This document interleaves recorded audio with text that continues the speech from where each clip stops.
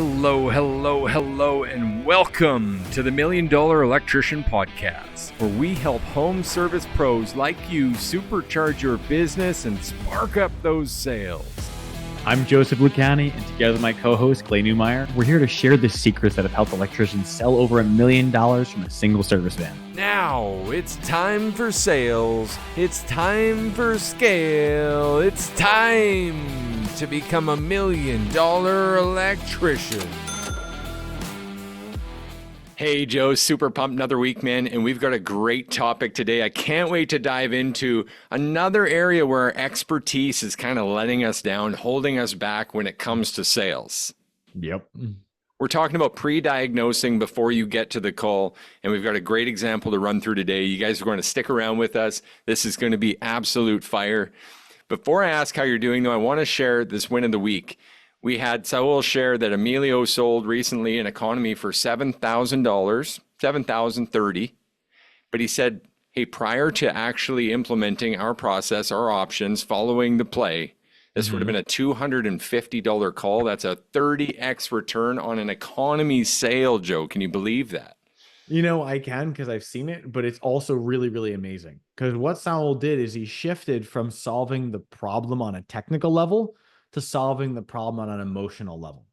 Like, if you think about it, like I have one bad faulty outlet in my dining room. Okay, you have 1 point. If you'd simply solved that 1 point again, the circuit would have turned on, you didn't have an issue. But by now going into it and saying, if this problem happened here, it's safe to say it's also going to happen in all these other points. And if it's going to happen all these other points, we can either solve it once and be done with it completely, and you'll never have to deal with it and have a lifetime guarantee, or we can do it where you just keep pinching it piece by piece by piece. How would you like to proceed? And they took one of the options that was a permanent solution. Great share, man. Yeah, absolutely love it. And that's exactly what it was. Faulty outlet in the dining room turned into a $7,000 sale. Like we said, 30x. That's huge. Ties perfectly in with what we're talking about today, pre-diagnosing these jobs. What do we mean by that, Joe? What's pre-diagnosing? We are, as electricians, we are so guilty of this. So imagine you get your work order and the next call you go to, they say, hey, I'm not really sure what happened on this call, but the customer said that she hasn't had her home built in 2023 or built in early 2024. And she plugged in a vacuum and one of the breakers turned off and she doesn't know why. Like, think of it as an electrician. What is the thing you're suspecting happened on this call? Yeah, arc fault. Yeah, you had an arc fault trip. But this is where we start having a problem. We as the technician assume what is the technical problem here and what is the quickest solution from A to B. We assume we have a faulted arc fault. Oh, well, they just plugged in a motorized appliance. He tried plugging a vacuum into it. Of course, it's going to pop the arc fault. Yeah. So we as the technician go downstairs to the panel. We check the thing. We realize the arc fault's off. We throw it back on. And maybe we offer a new arc fault. Or maybe in the worst, we say, I'll take it off arc fault. It's not getting a permit on this. It worked for years. So the biggest crime here is you solved the symptom. You didn't solve the problem. There are so many ways that we can go further and further. But this is an issue that happens so consistently. It's the trip GFI on the countertop. It's I bought the fan and I already have it and I just need you to install it. We start to profile our clients and we start to profile the situations into boxes that we can easily wrap our minds around. And once we have someone in a box, it's very hard to take them out of it. Does that make sense, Clay? Yeah, man, it does. And you know what? We hear this from different companies, different times too, and they talk about wanting to put their best troubleshooters on service calls. And it's actually for this reason and could be a huge mistake when really I just want the person that runs the play best on these calls because there's no problem that we can't solve, at least create solutions for in a home today and start to accomplish those solutions. You know, I can see it from both sides because the thing is I would want a competent troubleshooter, but I wouldn't want them to go from A to B. I would want them to have like the perfect situation is someone who has the technical know-how to solve and trigger out what's wrong, but also the service know-how to know I don't need to immediately communicate this to the client. I can recognize what's going on, use my technical knowledge to look at the big picture, evaluate how that's going to affect the customer, and then present my solutions accordingly. Sometimes you have someone who's too technical and they just solve it. And you have someone who's not technical at all and offer solutions that don't make sense. So you got to have that middle of the road. So here's the hard question then. What's more important? What's more important at the end of the day? That's a hard question. I would say someone who can better communicate the information than someone who physically knows how it's going to be done. Because I've seen very smart, very well trained electricians shoot themselves in the foot by starting to either overeducate or diagnosing in advance or being able to have the solution, but not being able to speak to it in a way that doesn't sound salesy or pushy or scary. Yeah. So if I had to choose one or the other, I can teach technical skill. It's much harder to impart values and morals and different levels of emotional standing into people. Yeah. Yep. I'd agree with that. I mean, assuming it's a competent electrician, again, yeah, we could teach the technical, but there's just something about serving a person that can't be replaced here. And in this pre-diagnostic position that we're discussing, we can shoot ourselves right in the foot, like you said, and just end up with a low value transaction. So what I find is really interesting, I think we've mentioned this before, is like there's this concept of, do I want to be a 15-minute hero today? Yuck. That's kind of where the pre-diagnosing leads you, isn't it? Because you end up with really one solution, try to keep it over simple. Hey, I could just solve this for you. But then what's your minimum charge on this call out? And now you're overcoming a price objection on your bare minimum, and they've got nothing to compare it to and no idea of the level of service that you could provide. Believe it or not, you're actually going to get more price objections doing it that way than you would actually going and running multiple options on it. Why And is the that? reason being, it's actually a self-fulfilling prophecy. So like, imagine it this way. You're the technician and you assume that we just have a faulted arc fault, right? All I've got to do is I either have to reset it or I've got to change that arc fault. And that's the only thing you keep in mind. Bottom option, reset, option above, replace that arc fault. So you, assuming that you're a competent service provider, you're probably somewhere between 350 and 600, somewhere between there in your hourly rate. But you're trying to condense all of your service into just the technical to try to be in and out faster. So this customer who you think is not going to buy because it's such a small problem, you try to make it go faster. They don't see the level of service that justifies that expense. And as a result, it becomes an expense and not an investment. They don't feel that you're competent, or they don't feel that you were fair with the amount of time you put into it, justifying the expense. And that's when you'll have someone say, well, what are you charging per hour? As a result, that same person is no longer someone who's going to call your future services. So not only did you lose the call you are currently on or get a low ticket, but they're less likely to refer you and less likely to call you back, meaning it hurts you long term. I would rather be in a situation to where I stay, and we'll even talk about how to run the play on this particular call and say, what do you do here? How would you create value? Because if I can have that value being built at multiple stages throughout this call, even if they didn't buy, I have every justification, such as we were able to arrive on a prompt time. You were able to talk to someone instead of getting an answering machine. We were able to come out directly within a few hours to get this problem resolved. A certified electrician came to your home and did an in-depth diagnosis. We sat and designed multiple ways of getting the situation done, from the most permanent fix to the most temporary. We went through and offered different payment options that were available. We were able to do the job same day if necessary. That's what you're paying for. If I've communicated that you're only paying for an outlet or changing for a breaker, that's on me. Could I have one more chance to re-explain what you're actually getting from working with us? Okay, so the question that's burning in everyone's minds here, you're still presenting 6 solutions on this project, this arc fault job? For lack of better words, fuck yeah, I'm going to. That's 100%. And you want to actually figure out how we're going to do it? Let's run it. Okay. So it comes down to how I would be doing my diagnosis. And based on that diagnosis is going to lead us to our options. So let's assume we've got this arc fault call. Instead of going right to the panel first, what I would be doing is I'd go to that fault and say, where did you physically plug it in? I'm going to be opening that device up, looking at the outlet, looking at the wiring. I'm then going to be seeing any kind of abnormalities. Are there any backstabs that were going on? Were the connections done perfect? Is there tape done on this? I assume it's tamper, but is it just a basic commercial grade $2 outlet, or was this something of quality? Right? Was there spacing behind it? Was everything good? Okay. If that's been good, then I'm going to go to the panel. I'm going to disconnect my wire from the breaker. I'm going to physically check the breaker, turning it on. Did it hold voltage? If it did, okay, maybe it's not the breaker. Then I'm going to check the ohmic value of the wiring and say, okay, is there any continuity between 2 points? Is there any conditions to ground? If it's not there, then I'm going to power it back on. I'm going to energize the circuit and see where the fault is, then remeasure. So right from here, what I'm doing is I'm actually saying, is there a fault, or was this a faulted device? That's a huge difference compared to the average way the call is going, because most of us assume, I hate arc faults. They're always tripping for no reason. They don't do anything. They're just made by engineers to make more sales. It's like, some people think that way, and that's okay. Yep. So if you're doing that, you're only going to focus on the product. What we're doing is we're focusing on the system as a whole. So with that being said, I'm in your panel. I'm checking the physical wiring. I'm checking the enclosures. That can actually scale, because if I found something in the home, let's assume it's a 2023 or 2024, most builders are hacking it in.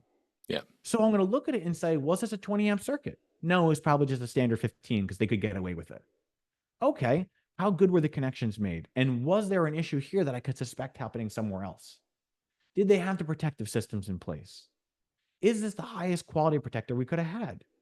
Is it sharing with too many other devices? Should it be localized in different rooms?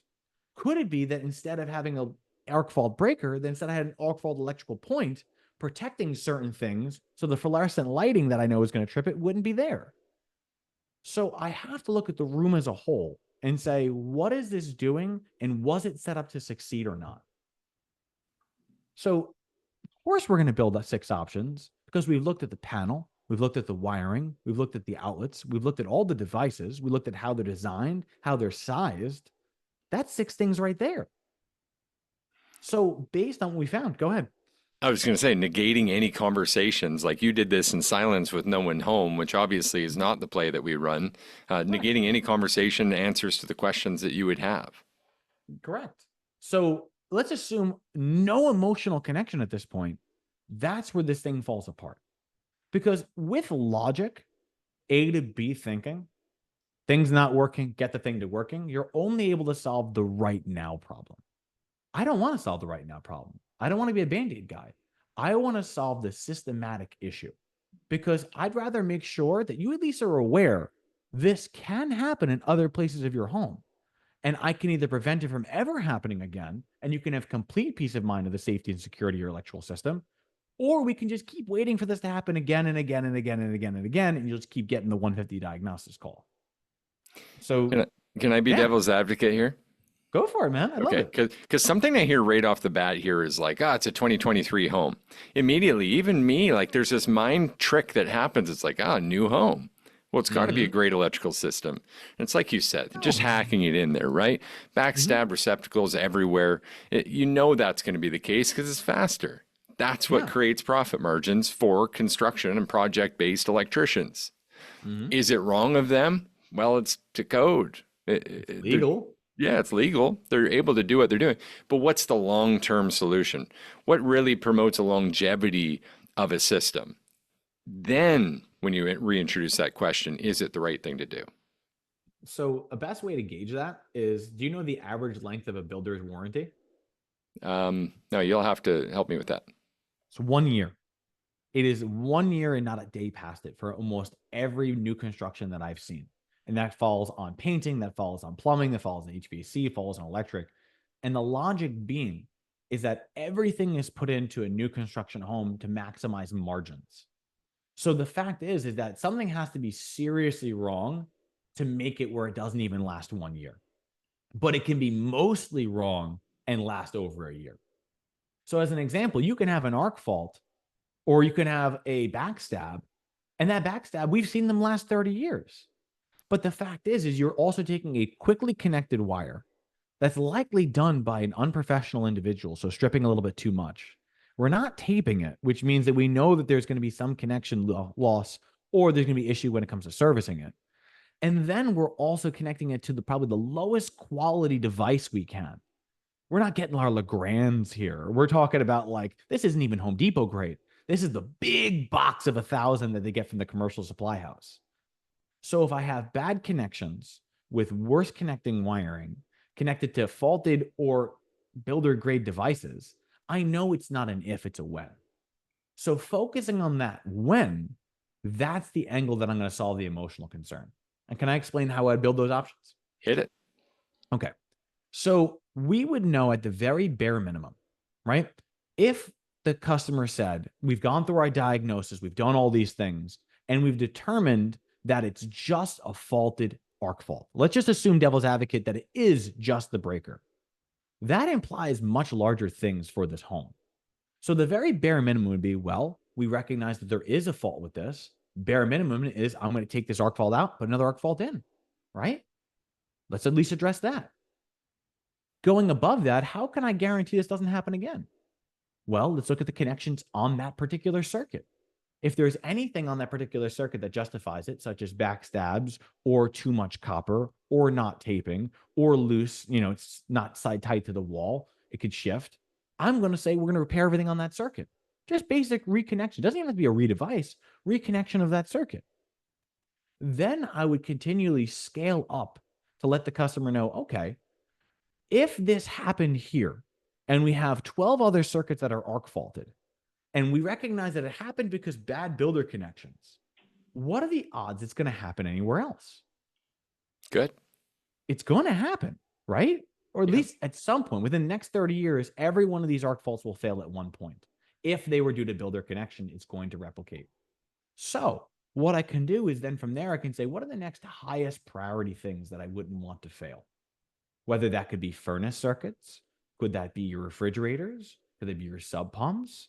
Could that be, hell, it could be your office computer that you don't want to trip out. Then you're downstairs and you're losing all your productivity. It doesn't matter where it is. It matters where it matters to the customer. So the next levels is hit all the priority areas. And we keep scaling higher and higher. So the bottom would be change the arc fault. The option above it is change the arc fault and the connections on that circuit. Above that could say change the next highest priority circuits. Above that could then be let's maintain the connections on those circuits. So maybe that gets you to maybe 3 to 4 options. Above that is now what can we do to make this less likely to happen on an emotional level? If we've changed every circuit out on this panel, I know that I can give a warranty on all of that workmanship, meaning that if there's a problem, it's now on us, not on this customer. We could also offer first-class passes, offering the continuous annual inspections and maintenance of your home, thus preventing you from having downtimes. We can offer, if we recognize that things are concerns, additionally beyond your first-class pass, we can offer the electronics protection. We can also, if there's very sensitive and particular appointments, we can have it almost bypassed with electrical outlets or electrical arc fault outlets rather than the whole protected circuit. So saying something along the lines of, I recognize that I want this one computer to not have that arc fault circuit, but I want all the other things in my room to have it. Well, that's not a problem. I can protect everything before it, jump it between this point, and then connect it further downstream. So depending on how involved you want to be as a customer, I've gone from here's the problem, it's going to happen again, but it's not going to happen at this one circuit, all the way to we've addressed that it could happen everywhere. We've prevented it from happening everywhere. We're giving you a lifetime guarantee because of the extent that we've done the repair, and you're grandfathered into first-class service. At that point, they've truly created a full range. It's a hot mic, man. Well done there. Let me play devil's advocate one more time. Sure, go for it. To the electrician that's listening to this right now and just going, yeah, but this is a waste of time because they're not going to buy that. How do you know? So the fact is that if you follow that logic, you are 100% correct. Because if you follow that logic, it means you're not going to offer it. If you're not going to offer it, they're 100% not going to buy because there's no way they could buy something that they don't. The second thing that I'm going to say is, do you believe that in your heart that this is a solution that isn't warranted? Because if you believe that this is not something that's necessary, then how you'll communicate it will come across as it's not necessary. Me personally, I believe that people's time is often worth more than their money. And I've recognized that this particular fault caused inconvenience to them because they had to take time off of work, or they had to take time to meet me instead of doing other things. And there's also a mental weight of this is going to continually happen again, resulting in less time and more time and more time.